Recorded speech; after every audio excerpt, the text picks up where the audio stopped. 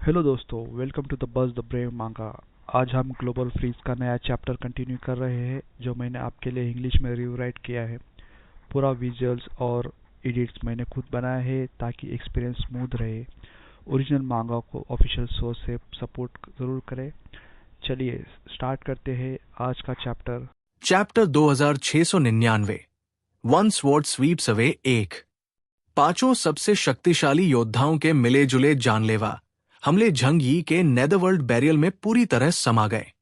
पाताल लोक नेदरवर्ल्ड के झटकों ने पूरे ब्रह्मांड को हिला दिया और उन पांचों योद्धाओं के ऊपर से ऐसे गुजरे जैसे पतझड़ की लहरें सूखे पत्तों को उड़ा ले जाती है।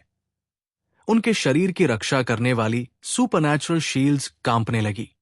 क्रोबा के गले में खून का स्वाद आया और उसने काले खून की एक उल्टी की। गुशन के ड्राइव आर्मोर के अंदर एक जोरदार धमाका हुआ और उसका बायां हाथ मौके पर ही उड़ गया। पूरा हाथ और कवच अलग जा गिरे। आसमान में रोशनी के पंख, विंग्स ऑफ लाइट, पूरी तरह बिखर गए और पीछे केवल खून से लथपथ निशान रह गए। गुचावे की सुनहरी पुतलियों की चमक तुरंत गायब हो गई, जैसे उन्हें किसी खुरदरे कपड़े से बेरमी से रगड़ दिया गया हो। अमानो मिमिन का कमी के पीछे के राशोमोन दरवाजे एक एक करके बुझ गए। केवल सबसे बाहरी दरवाजा ही मुश्किल से अपना आकार बनाए रख पाया। जैसे ही पाताल लोक का वो भव्य अंतिम संस्कार, ग्रैंड फ्यूनरल, शुरू हुआ, वे पांचों अचानक हमलावर की जगह से हटकर दफन होने वाली स्थिति में आ गए। क्रोबा को खून की भारी उल्टियां हुई। उसकी आवाज दुख और निराशा से भरी थी। हम गलत थे, हम वाकई बहुत गलत थे। हमें लगा कि हमने तुम्हें काफी महत्व दिया है। हमने तुम्हारी जान लेने के लिए एक अचूक जाल बिछाया था, लेकिन हमारी ताकत तुम्हें नहीं मार सकती, तुम्हें नहीं मार सकती। क्रोबा के चेहरे पर आंसू बहने लगे। वो न केवल अपने लिए बल्कि पूरे फैंग वुल्फ क्लैन की किस्मत के लिए रो रहा था, क्योंकि लू केरन ने इस इलाके के सिग्नल को पूरी तरह से जाम कर दिया था। वे अर्थ पर कोई भी संदेश नहीं भेज पा रहे थे। इसका मतलब था कि उनके लोगों को पता ही नहीं था कि उनका ये घेराबंदी वाला ऑपरेशन, स्ट्रैंगुलेशन ऑपरेशन, फेल हो गया है। जब झंग यी वापस अर्थ पर लौटेगा तो उसके मिजाज को देखते हुए वो निश्चित रूप से पांचों बड़ी जातियों का सफाया कर देगा। हमें शुरू में ही इस आदमी को नहीं उकसाना चाहिए था। क्या ये कोई पौराणिक सुपर अर्थलिंग हो सकता है? गुशन की आवाज भारी थी और बात करते समय उसके मुंह के कोने से बहुत सारा खून रिस रहा था। हर युग के अंत में पूरी जाति की ईथर शक्ति, एथेरिक पावर, एक जगह जमा हो जाती है, जिससे एक या कुछ ऐसे शक्तिशाली व्यक्ति जन्म लेते हैं जो समय के साथ पूरी जाति का सहारा बनते हैं। ये कोई इत्तेफाक नहीं है, बल्कि करोड़ों लोगों की मौत से निकली ऊर्जा का कुछ ही लोगों में सिमट जाने का नतीजा है, जो सुपर स्ट्रॉन्ग इंसानों को जन्म देती है। उन्हें पहले लगा था कि इंसानी इतिहास छोटा है और शायद ऐसा कोई योद्धा कभी पैदा नहीं होगा, लेकिन अब वे अपनी आंखों से ऐसे व्यक्ति को देख रहे थे। अमानो मीची खौफ में था। वो अपने आप से बड़बड़ाया, मैं इस शक्ति को पहचानता हूं। द सुपरकॉज़म। वो वास्तव में सुपरकॉज़म लेवल तक पहुंच गया है। हालांकि उसकी बड़बड़ाहट का मतलब बहुत कम लोग समझ पाए। दोनों पक्षों के बीच एक एक वार होने के बाद ब्रह्मांड फिर से खामोश हो गया। वो भारी ऊर्जा का तूफान गायब हो चुका था। बचा हुआ काला ताबूत धीरे धीरे बंद हो गया। जैसे ही ताबूत का ढक्कन आखिरी पल में बंद हुआ, पाताल लोक का वह अक्स धीरे धीरे धुंधला होकर आयाम, डायमेंशन की गहराइयों में वापस गायब हो गया। झंग यी ताबूत के सामने खड़ा था। व्हाइट एम्परर के बैटल सूट की सतह पर कुछ छोटी दरारें थी, जिन्हें सूट के खुद के मरम्मत तंत्र, रिपेयर मैकेनिज्म ने तुरंत भर दिया। भले ही बैटल सूट में दरारें आई थी, लेकिन झंग यी के शरीर को कोई चोट नहीं पहुंची और वो अपनी रक्षात्मक क्षमताओं से काफी संतुष्ट था।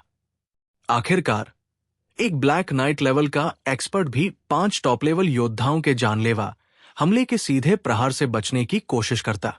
टैक्सू बाथरोब को फिर से एक पतली जाली, गॉज की तरह बैटल सूट की सतह पर चढ़ा दिया गया। उसने अपने हाथ में स्वॉर्ड ऑफ जजमेंट पकड़ी हुई थी, जिसकी नोक अंतरिक्ष के शून्य में बिखरी सितारों की रोशनी को छू रही थी।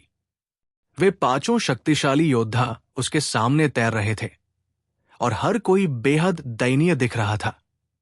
क्रोबा का सीना अंदर धंसा हुआ था, उसका कवच फटा हुआ था, जिससे उसकी टूटी हुई हड्डियां दिख रही थी। गुशन का केवल एक हाथ सलामत बचा था। उसका ड्राइव आर्मोर काफी हद तक नष्ट हो चुका था और उसमें से ऊर्जा रिस रही थी। रोशनी के पंख पूरी तरह गायब हो चुके थे। उनकी जगह दो खौफनाक खून से भरे निशान रह गए थे। गुचावे की आंखें लाल थी और पुतलियां बेजान, जैसे वे कभी भी टूट सकती हों।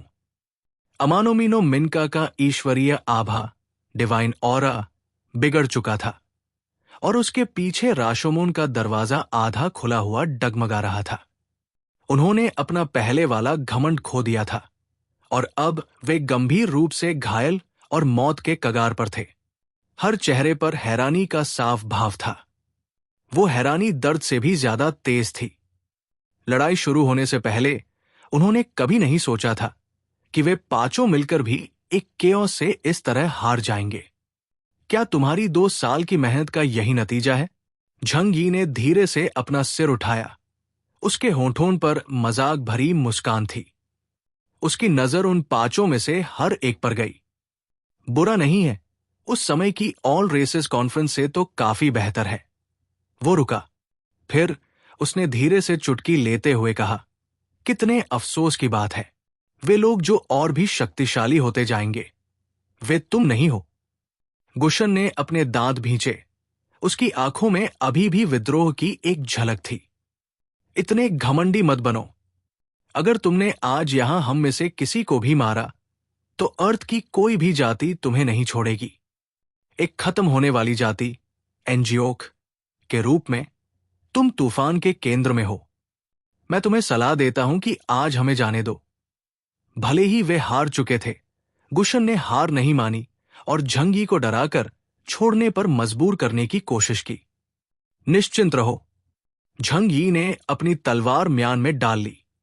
तुम प्राचीन जातियों ने कभी भी एंजियोक, इंसानों को छोड़ने का इरादा नहीं किया था और एंजियोक ने कभी उम्मीद नहीं की थी कि हुएक्सू किंगडम तुम्हारी दया की वजह से बचेगा।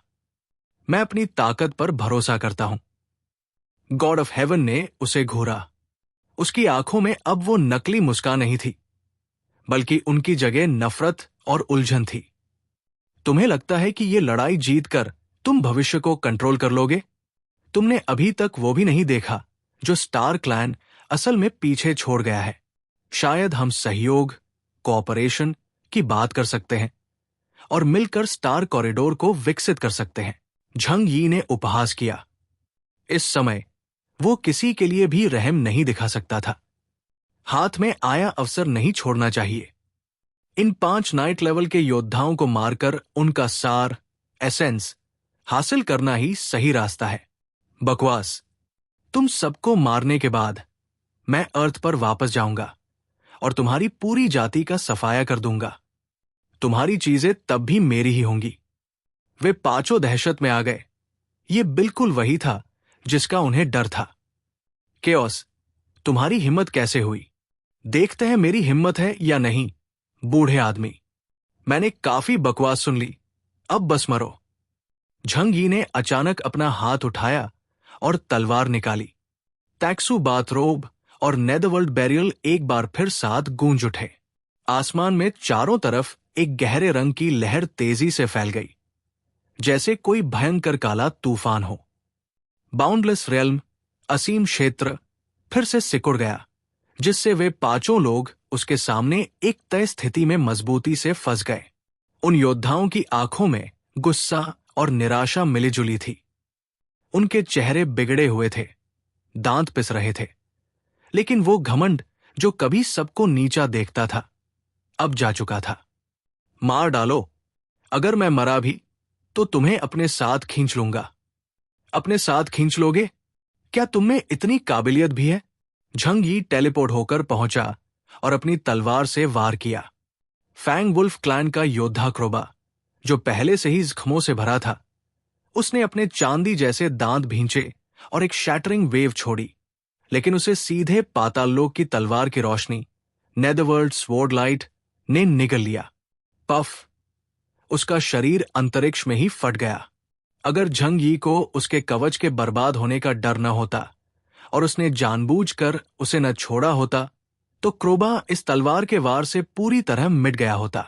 Chapter 2700 one sword sweeps away 2। Jhang यी के एक ही वार ने क्रोबा को मार दिया, जिससे बाकी लोग दहशत में आ गए। वे गुस्से में दहाड़े और सबने मिलकर एक जोरदार हमला किया, लेकिन बदकिस्मती से वे पहले से ही थक चुके थे और बुरी तरह घायल थे। दूसरी ओर झंग यी अभी भी पूरी एनर्जी से भरा हुआ है और उसके पास जबरदस्त लड़ने की शक्ति है। सबसे पहले आयरनक्लैड ट्राइब का गुशन था। उसकी काबिलियत भारी ताकत, ब्रूट फोर्स पर टिकी थी, जो स्वभाव से ही झंग यी के हाथों बेअसर थी। अब जबकि झंग यी सीधे उसके सामने था और एटर्नल जजमेंट स्वॉर्ड लहरा रहा था, उसके पास लड़ने का कोई मौका नहीं था। उस विशाल बख्तरबंद शरीर को बीच से चीर दिया गया। उसकी मौत एक खौफनाक मंजर था। हालांकि उसका शरीर इतना सख्त था कि अंतरिक्ष में अंग बिखरने के बाद भी वो तुरंत नष्ट नहीं हुआ। झंग यी ने हाथ उठाया और उन दोनों के सार, एसेंस, को दूसरे आयाम में खींच लिया और तुरंत अगले की ओर बढ़ा। केओस, क्या तुम वाकई हमें इस हद तक धकेलने वाले हो? सेलेस्टियल क्लैन का कॉन्ग, जो बाहर से खूंखार दिख रहा था, दहाड़ा। हम बात कर सकते हैं। मैं सेलेस्टियल क्लैन को तुम्हारे अधीन करने और तुम्हें राजा मानने को तैयार हूं। जरूरत नहीं है। पफ! एक साफ और तेज वार के साथ एक और व्यक्ति मारा गया। टाइटन साइक्लॉप्स गुचाविन सबसे शांत था, क्योंकि समय को कंट्रोल करने वाला जीव होने के नाते उसने अपनी मौत पहले ही देख ली थी। वो चाहे जो करे, अंजाम नहीं बदल सकता था। उसने अपनी हार मान ली और शांति से मौत को गले लगा लिया, लेकिन मरने से पहले उसकी आंखों में अकेलापन था। टाइटन्स कभी अविश्वसनीय रूप से शक्तिशाली थे। पूरी अर्थ पर हमारा राज था। अपने शिखर पर हमने पूरी गैलेक्सी में सैकड़ों कॉलोनियां बनाई थी। अफसोस, समय ने अपनी करवट ली और सब कुछ मुरझाकर खत्म हो गया। झंग यी इन शब्दों से काफी प्रभावित हुआ। हर चीज का अपना मौसम होता है। वसंत का खिलना, गर्मी की हरियाली, पतझड़ में पत्तों का गिरना और सर्दियों का सन्नाटा। इतिहास में हर जाति के अपने सुनहरे पल रहे हैं, लेकिन सबका अंत तय है।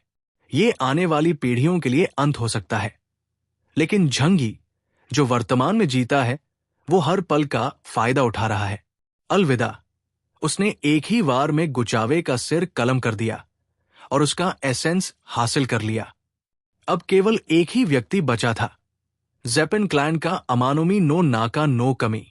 झंग यी अंतरिक्ष के शिखर पर खड़ा होकर उसे ठंडी और बेपरवाह नजरों से देख रहा था, जैसे वो पहले ही मर चुका हो। अमानोमी के हाथ पैर ठंडे पड़ गए। वो जानता था कि वो चाहे जितना विरोध करे, उसका कोई मतलब नहीं होगा। केओस, मुझे जिंदा रखना तुम्हें मारने से ज्यादा फायदा देगा।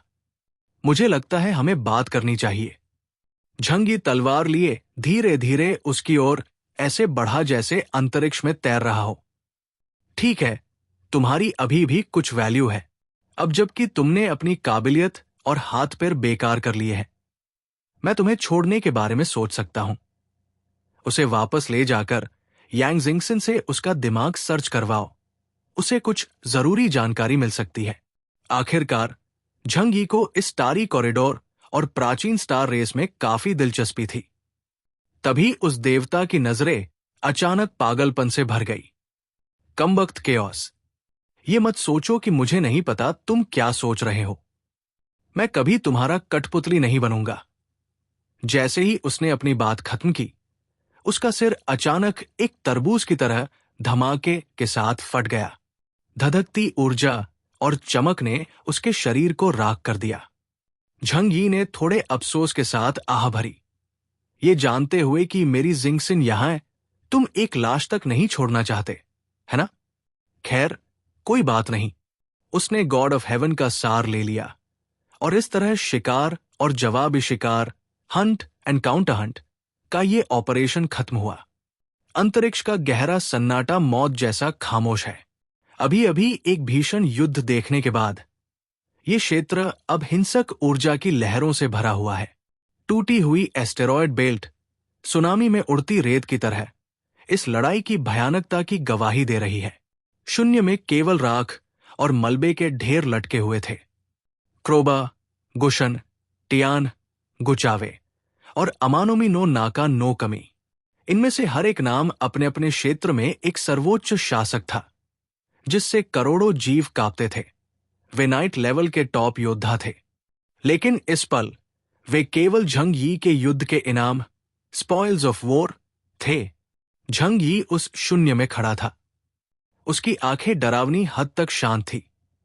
एक शक्तिशाली दुश्मन को मारने के बाद कोई खुशी नहीं, बस एक ऐसी बेरुखी जैसे ये बिल्कुल सामान्य बात हो। ये बेरुखी कयामत, अपकलिप्स के कानूनों की उसकी गहरी समझ से आती है। इस घने जंगल, डार्क फॉरेस्ट में कभी बातचीत नहीं होती, केवल निगलना या निगला जाना होता है।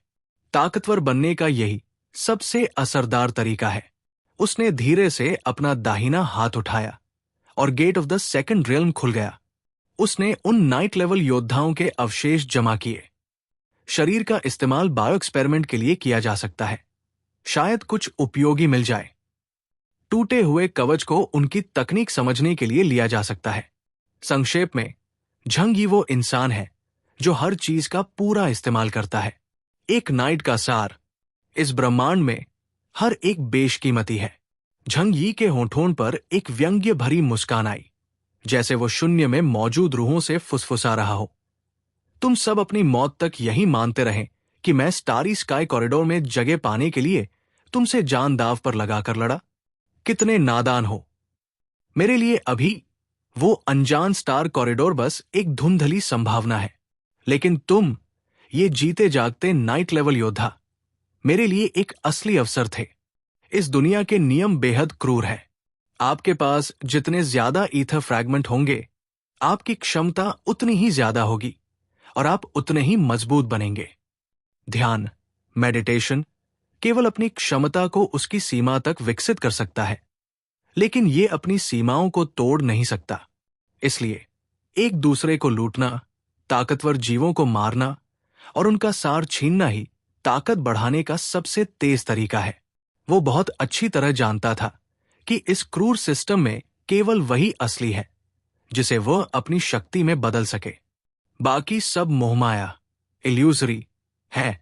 इतना सब करने के बाद उसने बिना किसी हिचकिचाहट के सीधे ड्रीमर स्पेसशिप की ओर वापसी की। Dreamer control room. जब झंग यी अचानक प्रकट हुआ तो वहां इंतजार कर रहे हर शख्स ने चैन की सांस ली। हालांकि उन्हें झंग यी पर पूरा भरोसा था, लेकिन यह कहना झूठ होगा कि वे डरे हुए नहीं थे, क्योंकि वे अपने ही बराबर के शक्तिशाली योद्धाओं के हमले का सामना कर रहे थे। फैटिक शू सबसे पहले आगे बढ़ा। उसका गोल चेहरा उत्साह से चमक रहा था। लाओ जी, तुम कमाल हो। तुमने प्राचीन जातियों के टॉप एक्सपर्ट्स को बिना किसी खरोंच के मार गिराया। तुम तो सुपरमैन हो। मैं इतना कमजोर नहीं हूं। शुक्रिया। झंग यी ने अपना हाथ हिलाया, औपचारिकता के लिए नहीं, बल्कि इसलिए क्योंकि उसे लगा कि अब और कुछ कहने की जरूरत नहीं है। भीड़ जमा हो गई।